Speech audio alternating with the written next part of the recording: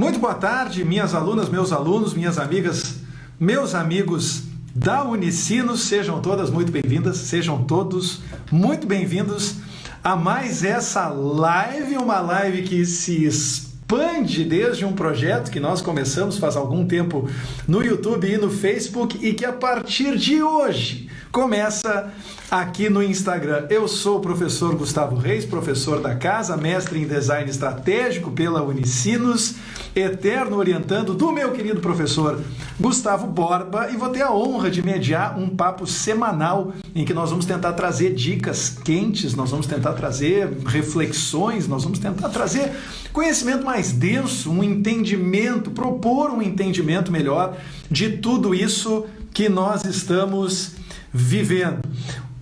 O meu convidado de hoje é o professor Diego Marconato. O Juan já fez a gentileza de colocar o card aqui para que eu possa, nesses movimentos iniciais, conversar com vocês a partir desse título. E essa live vai ser uma live muito importante, especialmente para você que tem a sua microempresa, que é MEI ou que tem a sua limitada, o seu pequeno negócio e que está, assim como todo mundo, muito inseguro, né, a respeito desse futuro que se oferece de maneira tão incerta para todos nós. Quero registrar, como eu disse a vocês, que essas lives vão acontecer até prova em contrário nas quartas-feiras, às 18 horas, se você quiser colocar na sua agenda essas lives mediadas por mim, professor Gustavo Reis, fique à vontade para fazer isso. Vai ser um prazer reforçar, fortalecer esse vínculo aqui à medida em que as lives forem se sucedendo. Deixa eu ver se o meu convidado de honra já está aqui participando, se ele já entrou aqui na live para assistir. Estou procurando. Está aqui, muito bem, vamos para a gente poder começar a bater esse papo e eu também aprender um tanto a respeito de como os pequenos negócios podem se movimentar nesse cenário maluco. Seja bem-vindo, professor Diego Marconato. Muito obrigado, Gustavo. É uma satisfação, um grande prazer falar com todos os nossos convidados, contigo, sobre essa situação extremamente delicada que todos os pequenos negócios estão vivendo. Então, antes de tirar da tela, eu fiz questão de deixar aí o card com o título. Olha só o nome nas luzes aí, hein? Que beleza! Tudo jogado ensaiado, mas é bom, né? A gente usa os recursos aí que a... Exato. Então, eu nem conhecia esse recurso, muito legal. Para poder oferecer uma experiência melhor para as pessoas. Eu até já deixei aqui, essa possibilidade aqui, para deixar um comentário fixado. Olha só, está aqui, fixei o comentário. Dicas para pequenos negócios com o professor Diego Marconato, já incentivando desde já as pessoas a usarem o card de perguntas, professor. Aqui embaixo, do lado do campo de comentários, tem um íconezinho onde aparece um ponto de interrogação. Nem todo mundo sabe, mas esse é o ícone do card de perguntas. Se você que está nos assistindo mandar sua pergunta por ali, você me ajuda, porque a sua pergunta não se perde no meio dos comentários. E eu também posso mostrar ela na tela, em tempo real aqui, para a gente poder contar aí com a generosidade do professor Diego a nos ajudar a entender um pouco melhor esse cenário completamente maluco que nós estamos vivendo. Mas antes de mais nada, professor, eu sempre faço questão de convidar os meus convidados a se apresentarem. Por favor, quem é o professor Diego Marconato? Legal. Então, Gustavo, muito obrigado mais uma vez. Eu sou professor do PPG em Administração da Unicinos. Eu sou pós-doutor pela HEC Montreal em Gestão e pela Universidade de Sevilha em Gestão.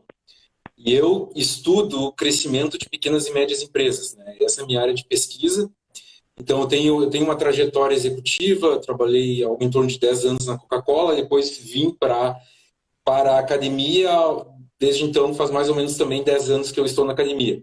E eu gosto muito de trabalhar com gestão de maneira geral e especificamente com micro, pequenos e médios negócios. Não só porque eles são a espinha dorsal da nossa economia, mas também porque eles têm um impacto social gigantesco, né? Então, esse momento que nós estamos vivendo é extremamente conturbado, difícil para todos os negócios, ou a grande maioria deles, como nós vamos ver daqui a pouco. Então, é isso. Eu trabalho no nosso PPG e vai ser um grande prazer conversar contigo e com os nossos convidados. Maravilha. Eu gosto muito daquela expressão que o pessoal usa em inglês, clouds and dirt. que às vezes a gente tem que estar nas nuvens com a nossa cabeça lá em cima nas coisas mais etéreas, mas às vezes a gente tem que estar na sujeira, no dia a dia. E quem gosta de trabalhar com pequenos negócios é porque gosta do dirt. Né? Exato. Nós temos essa tensão permanente entre teoria e prática. Sim. E eu tenho uma crença muito forte que o estudo, a teoria, ela tem que ter uma aplicação muito grande, né? E o legal dessa área de pesquisa é que ela é uma área muito aplicada. Então, ela trabalha muito fortemente com dados empíricos, não que a teoria não tenha o seu valor, mas ela trabalha muito fortemente com dados empíricos, realmente tentando entender quais são os fatores individuais da organização, do contexto, ou estratégicos que vão levar os negócios a ter uma maior probabilidade de sucesso e crescimento. Então, é uma área de pesquisa bem aplicada. Nós vamos falar sobre isso também, o que o conhecimento acumulado da academia fala sobre pequenos negócios, médios negócios, inclusive nesse momento. Muito bom. Aproveitando até que a Célia Gomes já mandou uma primeira pergunta aqui, Diego, eu quero reforçar. Se você mandar pergunta, vale para a Célia também, é claro, mas eu vou ler a pergunta dela, vou deixar reservada a pergunta dela já, em função até de ter sido a primeira, né, professor? Mas eu quero reforçar que vocês usem o card de perguntas, tá, Célia? Inclusive você tem um ícone logo abaixo, do lado do campo de comentários, com um ponto de interrogação. Se você manda a sua pergunta por ali, eu posso dar destaque para a sua pergunta, eu posso mostrar a sua pergunta na tela durante a live, o que é sempre bom, né? Uma experiência melhor para mim, para o Diego e também para quem nos assiste. Mas, enfim, Diego, eu tenho essa analogia na mente, eternamente, de que ser empreendedor ou ser empresário, microempresário no Brasil é mais ou menos como atravessar um pântano todos os dias carregando um piano de cauda nas costas. Tá? É verdade. Essa é a minha imagem mental. Então, vamos começar vou começar te convidando a conversar um pouco sobre a questão conjuntural. Nós já temos aí 2 meses de impacto do distanciamento social, das medidas de isolamento, que não é bem isolamento, de quarentena, que não é bem quarentena. No Brasil, a gente sabe, e as consequências estão aí, infelizmente, com o número de casos confirmados, o número de óbitos continuando a aumentar. Em um período em que em outros países, né, já tinham atingido um platô e já estavam começando a reduzir os casos. Então, o que a gente já aprendeu em termos de conjuntura? Qual é a leitura que se faz do cenário para pequenos e médios empreendedores, ou pequenos e microempreendedores hoje no Brasil? Bom, vamos lá então. Se nós tem certamente uma abundância muito grande de dados disponíveis na internet, mas quando a gente fala em termos de micro, pequeno e médios negócios, tem alguns pontos que são especialmente importantes. O primeiro é o seguinte: o dinheiro, naturalmente, como eu falo sempre para meus estudantes lá no Gil, ele é o oxigênio do negócio, né? Então, a gestão da liquidez do caixa dos micro, pequeno e médios negócios é fundamental nos grandes negócios também, obviamente, mas nesses negócios de menor porte é mais crítico ainda. E quando nós entramos no período onde a atividade econômica começou a ser afetada muito fortemente pelas medidas de contenção ao Covid-19, nós tínhamos uma média, esses negócios de menor porte, eles tinham uma média de 1 mês de caixa, mais ou menos. Então, o que isso significa? Significa que, entre todos esses negócios, que são milhões de empresas no Brasil, que, diga-se de passagem, empregam metade da mão de obra, produzem 1/4 do PIB, né, da mão de obra formal, produzem 1/4 do PIB, e são 99% dos negócios, uma grande parte desses negócios, infelizmente, já não suportou um período prolongado sem faturamento, né? Até porque as medidas de alívio, seja a postergação da cobrança de taxas, seja os empréstimos governamentais, como ontem foi aprovado um novo pacote que é bastante interessante, nós podemos falar sobre isso também. Essas medidas todas, elas levam um tempo para chegar na ponta. E esse tempo não são todas as empresas que suportam, que conseguem segurar, que tem caixa, que tem oxigênio para aguentar todo esse tempo. Então, consequentemente, e infelizmente, nós tivemos já um enorme número de pequenos negócios que quebraram. O Sebrae fala algo em torno de 600 mil empresas, eles lançaram esse número há mais ou menos uns 20 dias atrás, e falam aí no aumento do desemprego na casa dos vários milhões de pessoas. Então, é um cenário extremamente difícil, porque o pequeno negócio, ao contrário do grande, ele não tem liquidez, ele não tem oxigênio. E também existe uma cultura de negócio no Brasil que é trabalhar com um caixa menor. A reserva, ela é absolutamente fundamental, nós vamos falar daqui a pouco disso também, que é uma das estratégias, na verdade, mas as reservas de caixa, elas são absolutamente fundamentais.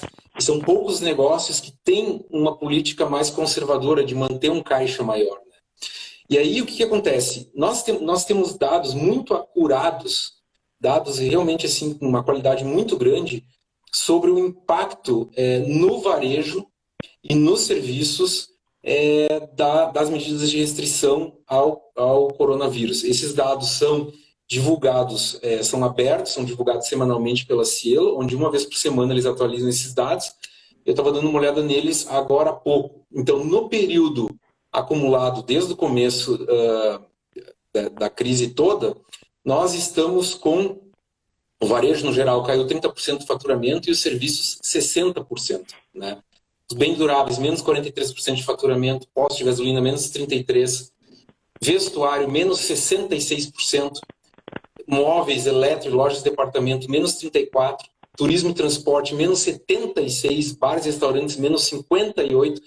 Então, quando nós enxergamos um cenário desse, é definitivamente um cenário limite, é um cenário muito difícil que, inevitavelmente, gera um grande número de quebras e que coloca uma pressão gigantesca sobre as finanças e sobre a gestão dos negócios de menor porte. Tu comentaste também que ter um micro, um pequeno negócio no Brasil é carregar um piano através de um pântano, né?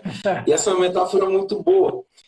Nós temos um relatório mundial, que é o GEI, que é o Relatório Global de Empreendedorismo, e esse relatório ele mede a qualidade do ambiente de negócios em 137 países. Nesses 137 países, nós estamos na posição 98.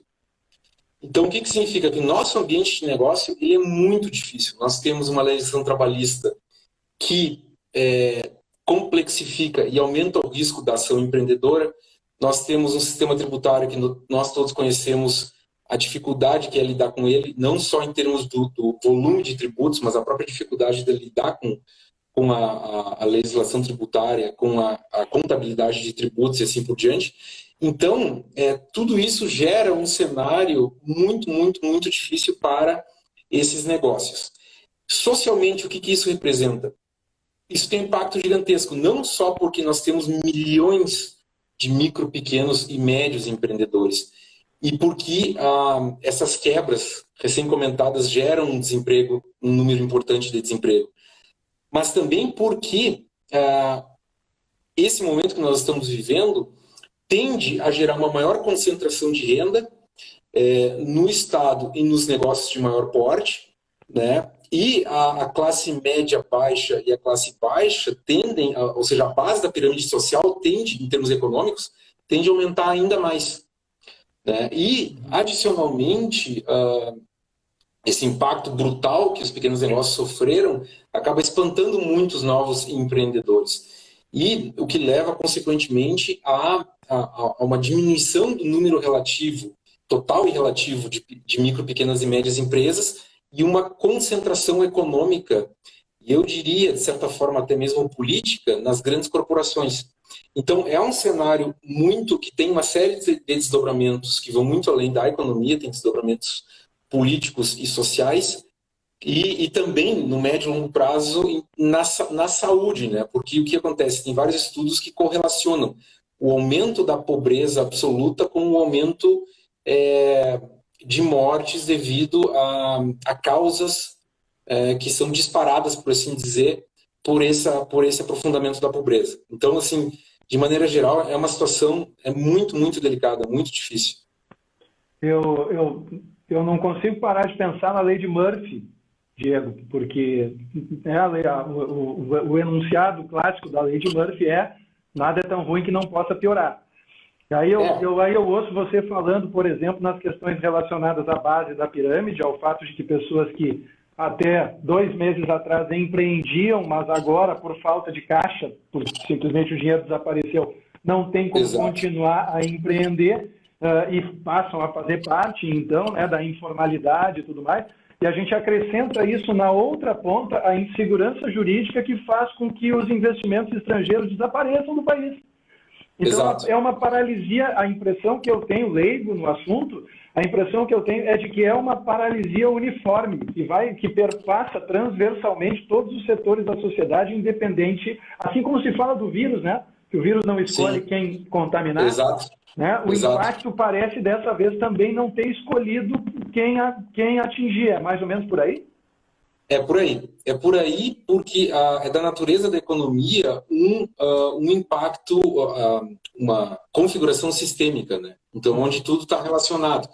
Eu me lembro que quando houve os primeiros fechamentos, eles estavam muito concentrados no comércio, né? Pela própria natureza, ou seja, do contato físico, da proximidade física e tudo mais.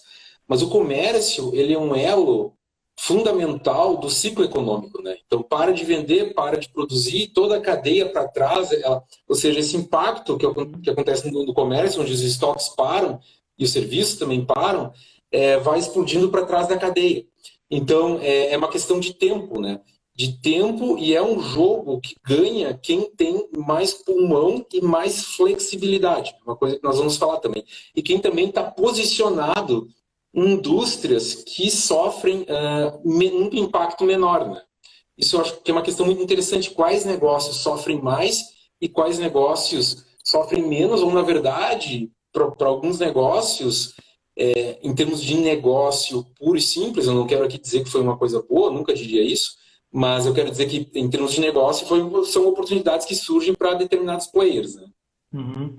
Eu não sei dizer a fonte, tá? E também não sei se foi algo que eu ouvi ou se foi algo que eu li, mas eu tive acesso a um dado que indicava que as vendas em supermercados tinham sofrido um aumento durante esse, o que faz sentido, né? Com as pessoas em casa, até almoçando mais em casa, comendo menos fora, né? Enfim, né?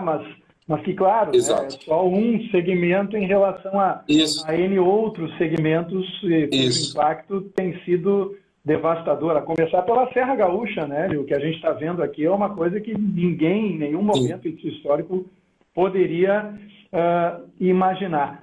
Mas é muito interessante, realmente, essa questão da cadeia toda, até porque aí eu ouço você falando em estoque e eu fico pensando que normalmente a prática mais comum, especialmente para quem trabalha com moda, com vestuário, na hipótese, né, de uma coleção de outono, por exemplo, está chegando no limite, as pessoas fazem liquidação.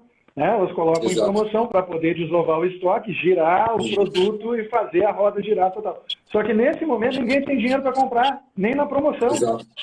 Exato. Então, é uma coisa inédita. Eu não sei se já deu para aprender alguma coisa de novo, Diego. Eu tenho essa curiosidade, sabe? Não só em nível prático, mas também em nível teórico, em nível acadêmico, a partir da observação de um fenômeno que, enfim, eu tenho 45 anos. Para mim, pelo menos, é absolutamente inédito o que a gente está testemunhando. Sim, eu tenho...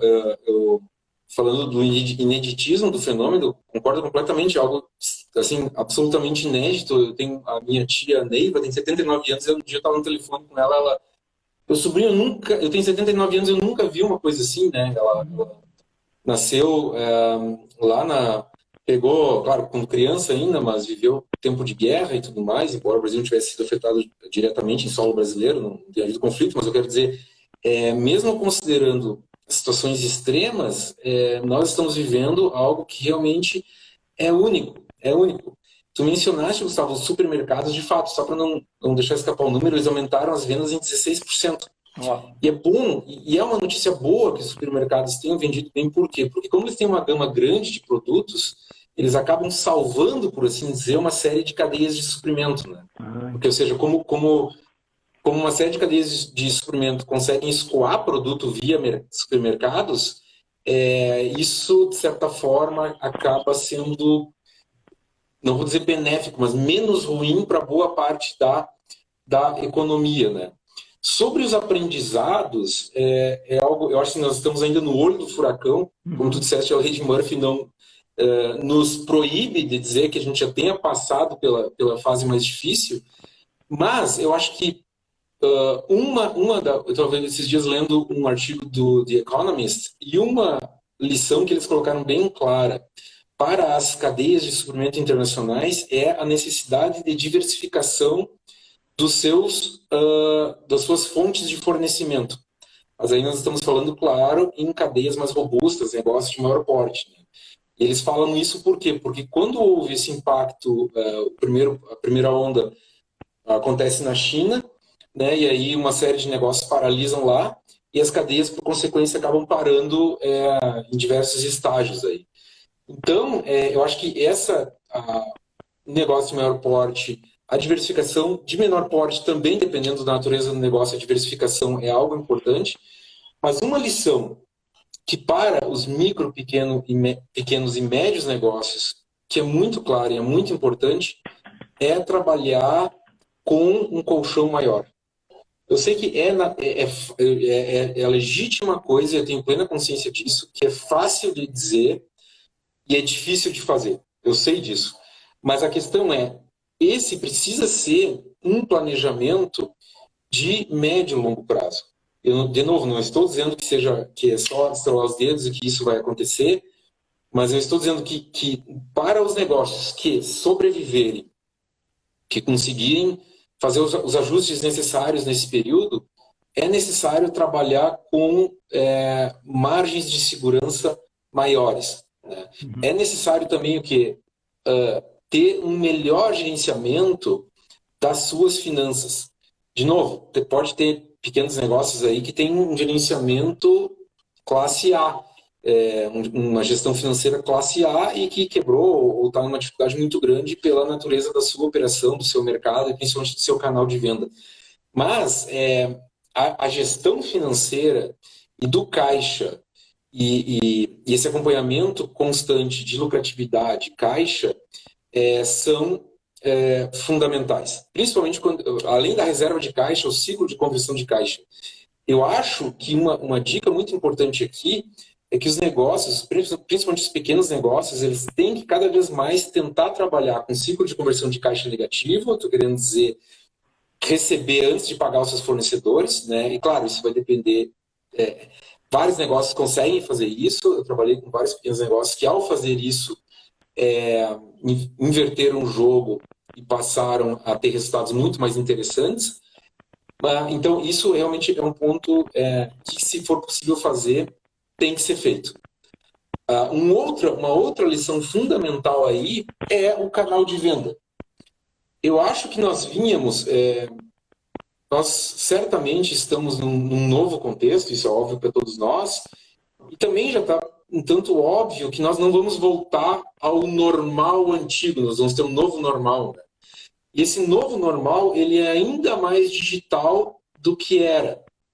Então, nós estávamos vivendo num mundo que caminhava a passos largos a digitalização, e agora nós estamos correndo numa velocidade absurda a digitalização total, estou exagerando, mas todo gringo exagera, mas uma digitalização muito, muito, muito forte da economia. E isso significa que a grandíssima maioria dos negócios vai ter que ter pelo menos um dos pés na internet. Eu sempre peço desculpa para os meus convidados, porque de vez em quando eu desvio o olhar, mas é por dois motivos. O primeiro motivo é aqui para ver se alguém da Unicinos não me mandou algum recado. E o segundo é aqui porque eu estou tomando nota de tudo. Nossa! Eu sou um aluno aplicado, professor. Eu aprendo muito nessas lives. Eu achei interessante isso quando você comentou sobre o supermercado. Claro que quem está fazendo as compras jamais vai pensar nisso espontaneamente, né? Vou puxar um produto da prateleira e pensar, que legal, estou aqui, né, fortalecendo a cadeia produtiva do café, ou a cadeia produtiva do leite, ou alguma. E de fato estamos, né? Toda vez que nós escolhemos consumir um produto, especialmente se nós variamos as marcas, né? Se não temos aquele consumo permanente das mesmas marcas, dos mesmos produtos. Né?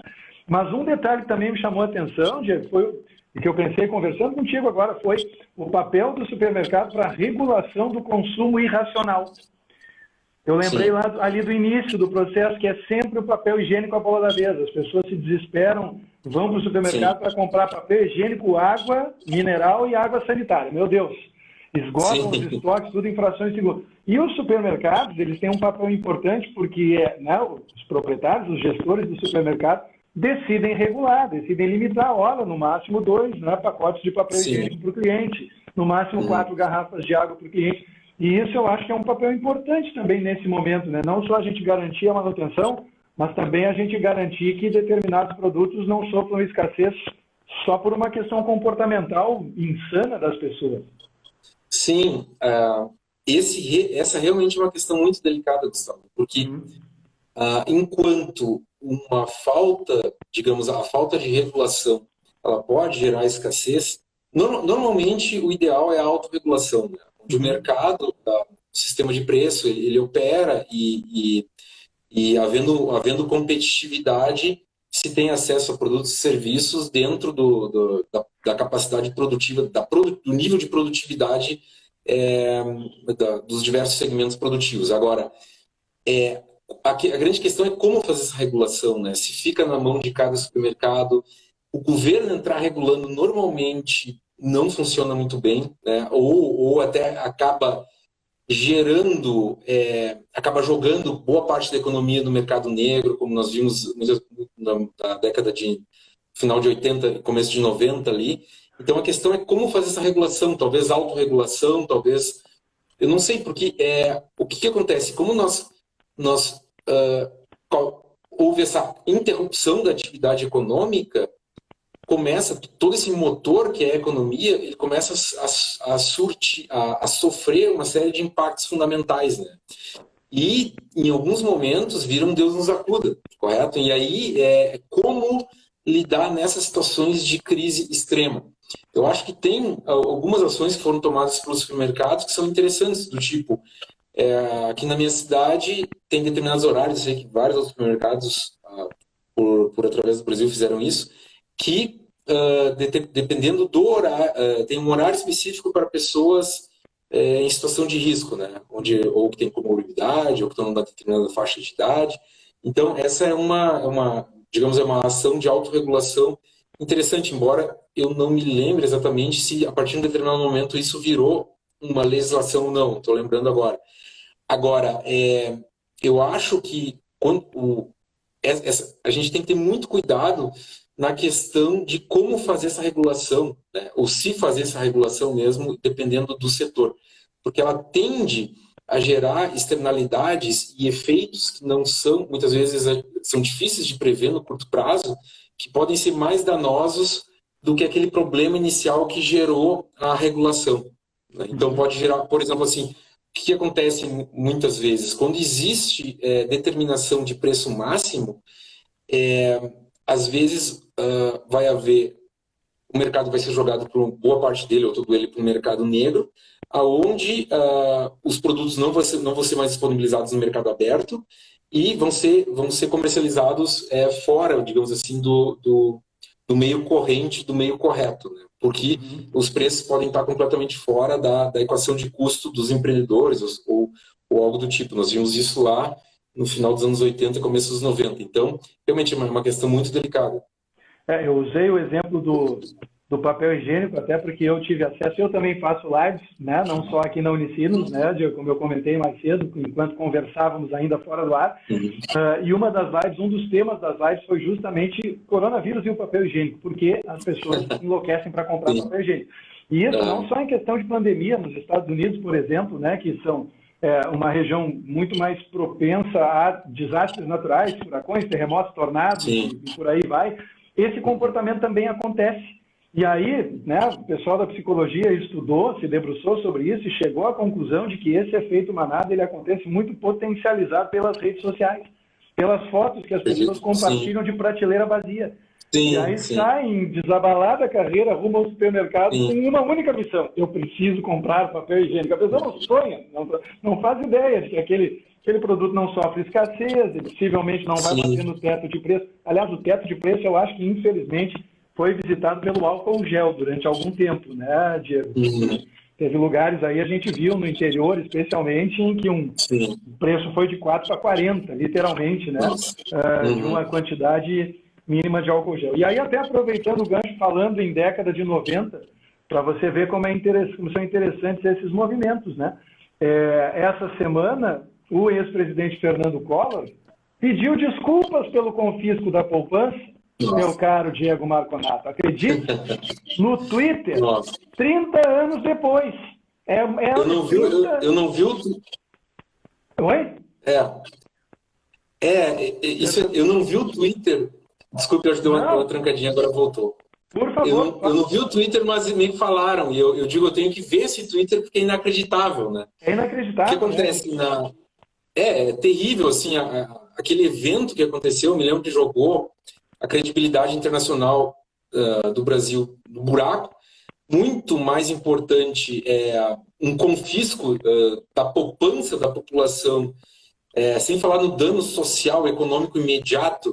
Ele acaba com assim, na verdade, é o carimbo, o exemplo máximo da insegurança jurídica, eu acho, né? Ou seja, e isso, de fato, esse tipo de ação, embora talvez posteriormente não tenha havido uma ação tão drástica assim, mas houve, infelizmente, outros exemplos da mesma natureza, isso tudo torna a ação empreendedora muito mais difícil e muito mais arriscada e muito mais desinteressante. E a questão hoje no mundo nós temos algo em torno de 7 bilhões, acho que 7 bilhões e 200 milhões de pessoas, e nós temos 400 milhões, a estimativa é que nós tenhamos 400 milhões de empreendedores. A riqueza, esse é um ponto que eu sempre bato, a riqueza, ela precisa ser criada, a riqueza ela é algo artificial. A humanidade, ela nasce, se a gente pegar a história da humanidade, a humanidade nasce na miséria, e até há 150 anos atrás, 90 e poucos por cento da humanidade vivia na miséria absoluta. Hoje, 12% da humanidade vive na miséria absoluta. Porque a riqueza foi criada. Então, por isso que essa situação atual que nós vivemos é tão polêmica, porque nós precisamos da atividade econômica. É claro que existem maneiras de retornar à atividade econômica, maneiras de lidar com esse tipo de situação, mas a questão é que um mundo onde não se produz é um mundo de pobreza e de miséria. É um mundo que as coisas têm que ser produzidas, né? A riqueza tem que ser produzida, os produtos e serviços têm que ser produzidos. Então, tudo isso é muito, muito delicado. E é por isso que é tão importante o Brasil melhorar o seu ambiente de negócio. Agora, não falando especificamente desse momento que nós vivemos, né? Esse mesmo relatório que eu citei anteriormente, o GEI, que é o Índex Global de Empreendedorismo, eles têm equações, eles têm uma equação que mostra que mostra uma correlação muito, muito forte entre a qualidade do ambiente empreendedor e o nível de riqueza do país, mas não só a riqueza total, como também o índice de desenvolvimento humano, né? Então, quanto melhor é o ambiente de negócios, melhor vive a população de maneira geral, né? Mas por quê? Porque o país, a economia da nação, ela vai depender de um número sem fim de pequenas e médias empresas. Também as grandes empresas vão ter um impacto, sempre tem um impacto muito grande, claro, mas a economia ela vai estar muito mais descentralizada. Uhum. E eu, inclusive, faço uma ligação direta entre o número e a qualidade de pequenos negócios ao nível de democracia dos países. Uhum. Porque quanto maior o número de pequenos e médios negócios saudáveis que produzem emprego, renda e inovação, maior é o poder relativo das famílias, vamos dizer assim. Quanto menores são esses negócios, mais elas dependem ou do Estado ou das grandes corporações. Eu não tenho nada contra as grandes corporações. O problema é quando existe esse sequestro do Estado a favor para detonar com a concorrência, né? Que infelizmente a gente enxerga em alguns setores. Mas agora, então assim, por isso que é tão importante nós aumentarmos a segurança jurídica no país, nós termos uma taxa de juro que desincentiva o rentismo e incentiva a atividade produtiva. É importante ter uma inflação sob controle. É importante ter uma taxa cambial também interessante. Então, na verdade, é todo um quebra-cabeça complexo, mas que, no final das contas, precisa ajudar o pequeno e o médio empreendedor. Excelente. Sequestro esse que faz só 520 anos que acontece no Brasil, né, Diego? Exato. O Brasil, infelizmente, ele tem a matriz econômica do Brasil ainda muito baseada no setor primário, né, no campo, e o campo, as pessoas que trabalham no campo são extremamente valorosas, elas produzem, se a gente pegar no Rio Grande do Sul, então nem se fala, né, uma parte gigantesca do PIB gaúcho vem do campo, são pessoas assim de um valor extremo, mas a questão é que enquanto geração e distribuição de riqueza não é um setor, não é, digamos, o melhor dos setores, né? A comparação que eu sempre faço é a seguinte: se nós pegarmos um vagão de grãos e nós pegarmos um vagão de microchip, a gente pode comparar o valor dos dois. O vagão de microchip vai valer talvez quantos mil vagões de grãos, né? Então, o Brasil houve essa primarização da economia e unida a uma taxa de juros muito alta que incentiva um rentismo, né? Então, se a gente for olhar, a indústria brasileira nos últimos anos vem com retorno de investimento do quê? 2% ao ano, 1% ao ano, 3% ao ano. Então, por que é que eu preciso sair de casa, colocar o meu dinheiro a risco, se eu posso deixar no banco e ganhar, como alguns anos atrás, 20% ao ano? Então, nós precisamos, de novo, dessa mudança estrutural para que o empreendedor seja o protagonista da nossa economia. O empreendedor, que é esse cara extremamente valioso. O empreendedor no Brasil, ele é um herói total. Eu digo assim, um dia nós tínhamos que fazer uma estátua aos empreendedores, assim, porque é um ambiente muito hostil, é uma situação muito difícil. Então, assim, é um cara, é um lutador, é um guerreiro e merece, entendo eu, toda a nossa admiração. Inclusive, esse documento que eu citei já algumas vezes, do Índice Global de Empreendedorismo, uma das dimensões que eles medem nos países é o quão culturalmente o empreendedor é bem visto. O quão culturalmente o empreendedor ele é admirado. Então, esse é um ponto fundamental. Na nossa sociedade, se nós pegarmos os diversos tipos de agentes econômicos, né, como que está o empreendedor? O empreendedor que tenta e quebra 1, 2, 3 vezes e aprende muito. Esse cara, ele é valorizado ou eventualmente ele é considerado talvez um fracassado, ou para não usar um termo pior, né, às vezes um picareta ou algo assim. Então, eu não sei, eu tenho assim uma crença muito, muito grande no empreendedorismo devido à natureza filosófica da atividade e também devido ao impacto econômico que ele traz. Porque se nós não temos empreendedorismo, nós não temos bens e serviços, né? O Estado ele não consegue, já existiam essas experiências no mundo, o Estado não consegue oferecer bens e serviços, assim, todos os bens e serviços que a população precisa, em quantidade adequada, em preço adequado, nos canais adequados, assim por diante. Então, o empreendedor, ele é de fato um dos pilares da própria democracia, não só da economia. Eu te ouço falar, enfim, eu empreendo há mais de 10 anos, né? Eu fico pensando só, né, no pior nas minhas costas, fico pensando no pântano, e fico pensando também em algo que talvez a gente deva combater antes de tudo isso, né, Diego, que é o aparente incentivo à percepção de que todo empreendedor é um magnata e é cruel por natureza. Ou seja, verdade. O empreendedor demite com uma facilidade sobrenatural, enquanto, na verdade, demitir qualquer pessoa, para quem empreende, costuma ser um processo dificílimo. A pessoa contrai responsabilidade sobre outras pessoas e sobre as suas famílias, né? Mas normalmente não é essa a percepção. A percepção, mesmo depois, né, de comprovado que um mês de caixa, ou seja, estamos vendendo o almoço para pagar o jantar, como se costuma dizer na linguagem popular, né? Mesmo nessa situação, há quem diga que os empresários, confundindo empresários com empreendedores, talvez, né, colocando no mesmo nível semântico as duas palavras, Mas que os empresários eles têm mais é que pagar a conta mesmo e abrir mão dos seus lucros durante a pandemia. Eles têm que devolver a sociedade. Não é questão de devolver a sociedade. No momento que você faz a colocação como essa, você está muito, mas muito distante da realidade da maioria esmagadora dos empreendedores, dos empresários. E, aliás, só abrindo um parênteses aqui, Diego, isso talvez aconteça em outra live, tá? Eu vou lhe convidar para fazer uma outra live, que pode ser aqui na Unicinos ou pode ser no meu canal, mas eu tenho muita curiosidade de falar sobre isso, tá? É da tradição brasileira, realmente, né, a indústria primária, né, extrativista, agrícola, né, em agricultura, pecuária e por aí vai. Eu estive recentemente, no final do ano passado, no Mato Grosso e no Mato Grosso do Sul para dar palestras. Tá?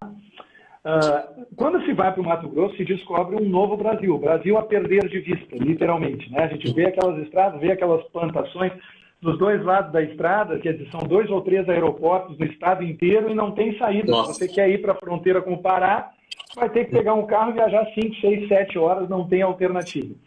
A quantidade de silos que eu vi com marcas chinesas, Diego, foi uma coisa absurda. Maioria, sem nenhuma dúvida, não sei precisar quantos, se foram 60% ou 70% ou 80% dos silos que eu vi. Mas a impressão que eu tive depois de fazer essa viagem é que os chineses estão comprando o Centro-Oeste. Eles estão comprando a indústria primária brasileira. Não sei se isso é objeto de estudo, de pesquisa, imagino que sim, mas compartilho contigo aqui a minha experiência prática, ou seja, não só é temerário o Brasil ter se apoiado durante tanto tempo nisso, como talvez agora seja mais temerário ainda esses assets estarem sendo vendidos. Exato, exatamente, muito bem colocado, Gustavo, porque, perfeito, eu tenho um familiar que é do agro, e ele estava comentando o seguinte, que os chineses estão comprando toda a cadeia do soja, e não no Brasil, mas no mundo. Sim. Então, o que acontece? Toda a cadeia até chegar... Na verdade, eles estão comprando assim, quantidades absurdas de terra na África, tornando várias dessas partes cultiváveis lá, e no restante do mundo também, inclusive no Brasil, comprando muita terra. Mas eles estão comprando vários estágios da logística e tudo mais, onde vai chegar num ponto, se esse movimento, se tudo isso continuar indo nessa direção, onde eles vão poder definir os preços. Né? E o que nós temos? Nesse momento, nós temos a China comprando não só os silos e terras e partes da cadeia do agro, mas eles estão comprando muitos ativos no Ocidente inteiro. Porque com essa queda brutal que houve nas bolsas, nos ativos, os ativos estão muito baratos. Nós temos empresas com fundamentos muito bons, muito sólidos. Então, quando nós pegamos, por exemplo, uma Petrobras, que agora está com as finanças mais equilibradas, ou então várias grandes empresas, Gerdau, WEG e muitas outras, onde o preço da ação cai lá embaixo, mas os fundamentos do negócio continuam absolutamente sólidos, é uma baita de uma compra. Então, muitos grupos chineses, que a despeito da pandemia, eles também tiveram lá. O que acontece? Muitos grupos estão muito capitalizados e estão comprando esses ativos aqui. Exemplo é a própria Azul, companhia aérea, eles compraram uma boa parte, e aí vai. Então, assim, mas por quê isso? Claro que tem várias questões aí que envolvem também geopolítica, mas o fato é que a China, por mais que tenha aquele regime híbrido meio maluco lá, naquela experiência deles de um governo que se assume como comunista e um mercado, um capitalismo extremo, o que aconteceu? Eles acumularam um volume de riqueza gigantesco e eles estão usando uma parte importante disso para comprar ativos no Ocidente, né?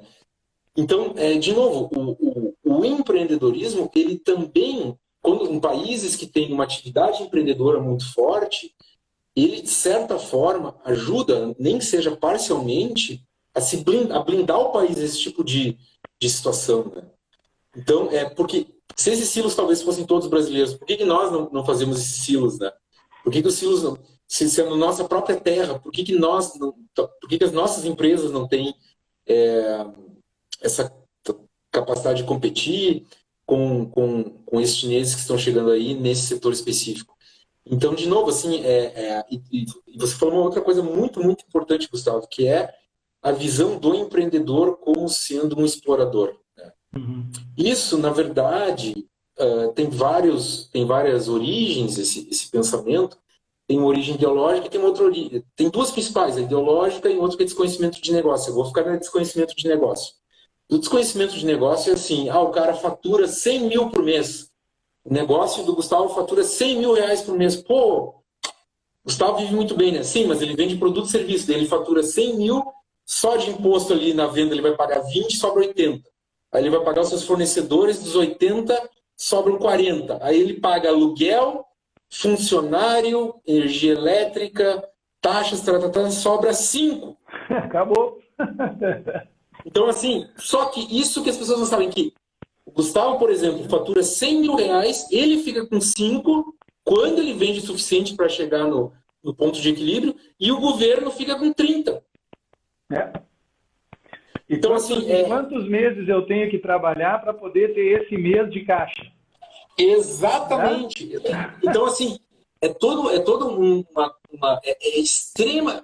Empreender tem um risco, sem contar no risco, por exemplo, de ocorrer um processo trabalhista, que nós sabemos que é uma legislação muito complicada, e tem vários estudos científicos que mostram que quanto mais rígida é a legislação trabalhista, mais difícil é de crescer o setor de pequenas e médias empresas.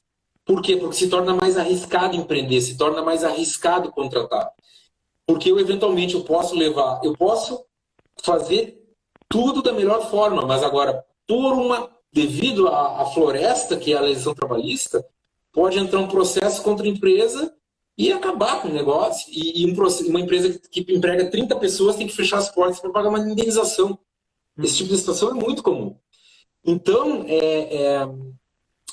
realmente, assim, nós precisamos melhorar o nosso ambiente de negócio.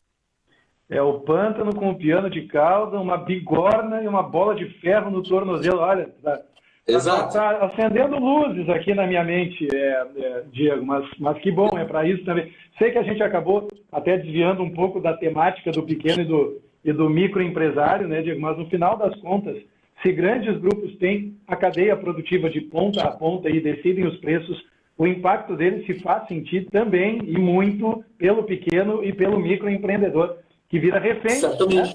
Que vira refém desses grandes grupos. Mas vamos aproveitar então os nossos movimentos finais aqui para falar de iniciativas, professor Diego, porque nós falamos bastante de conjuntura, falamos bastante de impacto, e ainda temos alguns minutinhos aí para falar sobre iniciativas. O que já vem sendo feito para servir aí como colchão, como para-raio, como paraquedas para os micro e para os pequenos empreendedores poderem navegar nesses mares revoltos aí?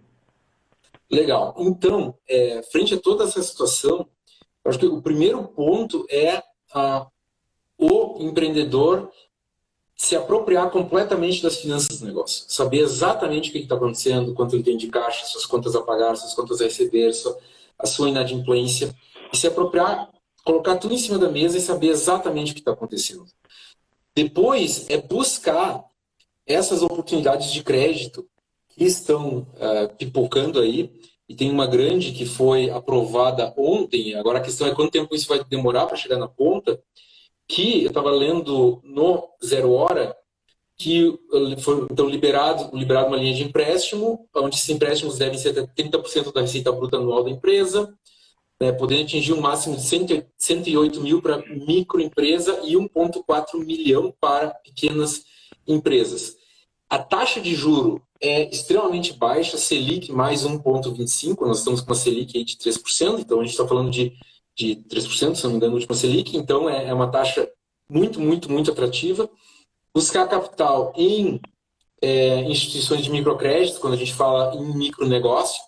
Então é fazer o quê? Tentar se recapitalizar e proteger da melhor maneira possível as suas reservas de caixa e o seu fluxo de caixa. Porque esse é o cordão umbilical que vai manter a empresa viva. E aí vai depender, claro, do setor que o pequeno e micro negócio está operando, né? Cada setor vai ter um impacto maior ou menor. Por exemplo, as empresas que vendem serviço software as service, né? O SaaS na internet, que vende, por exemplo, trabalha com recorrência, vendendo mensalidade de uso de algum tipo de software. Essas empresas, elas estão numa posição relativamente confortável. Depois nós temos empresas que vendem produtos digitais, livros, músicas também, estão numa posição confortável. E aí depois nós vamos para empresas de economia tradicional, né? As que estão conseguindo chegar nos seus clientes, elas precisam reforçar a comunicação com os clientes e tentar diferentes estratégias para reter esse cara.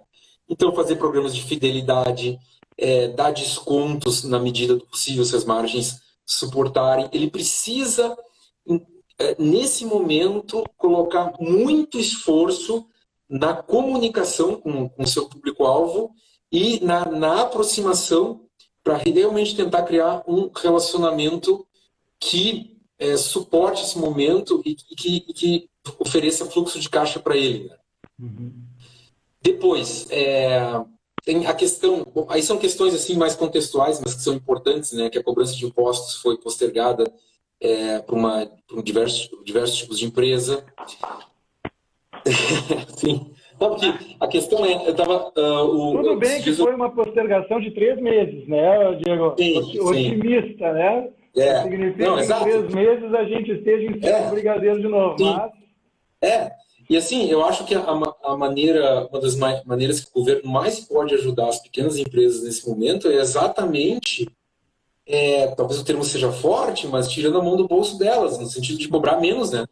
De retirar menos da atividade produtiva dela.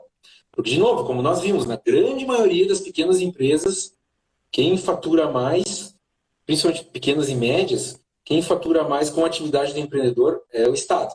Uhum. Tá? Aí depois, tentar liberar caixa, reduzindo estoque, se tiver que fazer nesse momento promoção, o que for, e havendo o canal de vendas aberto para o cliente fazer isso, renegociar prazos de pagamento. Isso daí vai ser muito duro, mas é uma opção, porque o que acontece? Toda a cadeia está sob pressão. Então, por exemplo, o meu fornecedor, eu posso tentar alongar o meu prazo de pagamento com ele, mas ao mesmo tempo ele está tentando fazer a mesma coisa com os fornecedores dele, né? Então, tem que ver o quanto cada cadeia vai ter margem de manobra para esse tipo de coisa. Depois, de novo, internet. Tentar oferecer os produtos. Se eu trabalho, por exemplo, com produtos, em que site se eu sou um pequeno negócio e eu não opero na internet, mas eu poderia operar, em qual canal eu posso imediatamente começar a jogar as minhas ofertas, né?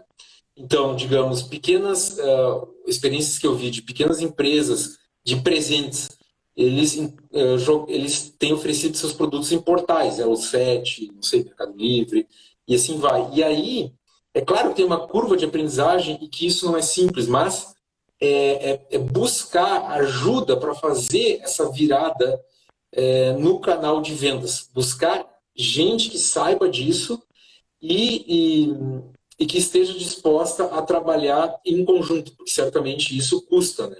Ou às vezes procurar... O próprio Magazine Luiza, né, Diego? Desculpa te interromper, abriu um marketplace meio que a toque de caixa, às pressas, para poder acomodar pequenos e micro empresários que compartilham a estrutura com eles, né? Isso. A própria Amazon tem um marketplace legal. Então, assim, tentar esses canais, porque, de novo, numa eventual reabertura aí da economia próxima, se isso acontecer logo, esse é um canal, daquelas coisas que é o novo normal. O novo normal, ele vai passar por esse canal. Vai passar pelo canal digital, porque nós não sabemos quando nós podemos passar de novo por esse tipo de situação. Nós não sabemos que, a não ser que surja algum dispositivo no mundo, algum sistema de governança, alguma coisa que diga, não, olha, agora quando surgiu a pandemia, veio esse protocolo e não, o seu negócio vai poder operar normalmente. É quase impossível alguém poder dizer isso. Então, é muito importante saber trabalhar em diferentes canais e no canal digital. E os canais, os marketplaces, todos eles têm as suas taxas e tudo mais, mas é importante que as pessoas percebam. Eu tenho produto digital, tá, Diego? no meu negócio, na minha empresa, né? E cada vez mais as pessoas querem uma experiência com a menor fricção possível. Então, se o seu cartão de crédito já está lá cadastrado, né, no Magazine Luiza, se você já está emitindo boleto por lá, se já tem toda a questão da logística, da impressão de etiqueta para colocar no correio, tudo isso alguém já pensou, por que você vai pensar tudo de novo, né? É melhor pagar uma taxinha e colocar o seu produto para girar. Certamente. Eu acho que isso certamente. Uma manobra legal. Porque vender por conta própria me exige, como tu falaste, me exige montar uma estrutura. E essa estrutura diminui a eficiência dos meus gastos, no sentido que eu vou gastar agora para talvez começar a faturar ali na frente. Então, vale muito mais a pena eu tentar trabalhar com produtos com uma margem um pouco mais interessante, deixar parte dessa margem como marketplace e vender, gerar fluxo de caixa. Eu preciso gerar entrada de caixa e eu preciso retirar o que eu puder de despesa de canais que nesse momento estão parados, né? Eu preciso eliminar essas despesas no limite da correção, no limite obviamente da honestidade, no limite de tudo o que é correto. Agora, eu preciso diminuir essas despesas, eu preciso, de maneira geral, simplificar o escopo do meu negócio e focar em atividades que me gerem entrada de caixa nesse momento. Toda vez que eu faço uma live, eu só tenho uma certeza, professor Diego. É a certeza de que a live vai passar muito rápido. Nós já estamos com 56 minutos de live, por incrível que pareça. Quero agradecer muito em nome da Unicinos e em meu próprio também, porque eu sempre aprendo muito, sempre anoto tudo. Tá? Anotei a pergunta da Célia Gomes, depois vou passar para o seu Instagram para responder direto, que a gente já está estourando no tempo. Pode passar. Mas quero de novo agradecer muito pelo seu tempo, por esse monte de informações super úteis, por compartilhar o conhecimento com a gente e deixo o espaço à disposição em 1 minuto para as suas considerações finais. Então, primeiro, Gustavo, quero agradecer muito, muito bom falar contigo. Eu espero que as informações tenham sido úteis, tem muita coisa tanto em termos de estratégias quanto de economia. É um assunto que me interessa muitíssimo e eu acho que uma mensagem muito importante que fica é que o nosso futuro passa necessariamente pelo empreendedorismo, por um ambiente de negócios que autorize, que seja benéfico para esse tipo de atividade e que o novo normal vai passar de uma maneira ou de outra, já está passando, já passava e agora muito mais pelos canais de internet. Faço minhas as palavras de algumas pessoas que nos prestigiam. Luiz Gazola dizendo, ótima live, chamem o Diego mais vezes. Quem mais está aqui comigo? Olha só, teve outro aqui. Bruno Vedotto dizendo, sou economista e professor também. Professor Diego está perfeito em suas análises. Excelente conteúdo. Abraços. E assim vai. Grande Diego, análise sensacional, diz o Renan Arnold. E o nosso Juan da Unicinos dizendo, tema bastante importante no cenário atual. Diego, as palavras não são minhas, são das pessoas que nos assistiram. Então, mais uma vez, muito obrigado por abrilhantar essa live com o seu conhecimento e repetiremos. Repetiremos no futuro. Eu que agradeço. Valeu, grande abraço. Grande abraço. Até mais. Esse foi o professor Diego Marconato, na primeira live dessa série de lives, como eu falei para vocês, que migrou do YouTube para o Instagram, mediada por mim, professor Gustavo Reis. Aliás, eu tenho até um cardzinho para vocês que estão comigo aqui agora. Para vocês que estão comigo, onde é que está o meu card? Esse aqui, olha aí, Juan. Ó, para quem está comigo aqui até agora, @professor Gustavo Reis, quem quiser se conectar direto comigo, fique à vontade, vai ser um prazer manter esse vínculo. Na quarta-feira da semana que vem estaremos de volta às 18 horas, no mesmo horário, com mais uma live aqui, trazendo até vocês professores e professoras da Unicinos para compartilharem o seu conhecimento e para a gente poder entender um pouco melhor algum aspecto, algum recorte dessa maluquice que nós estamos vivendo e que atende pelo nome de pandemia de Covid-19. Espero que vocês tenham se divertido tanto quanto eu. Muito obrigado pela parceria, pela companhia, pelo prestígio. Por hoje era isso. Semana que vem tem mais. Um abraço. Tchau.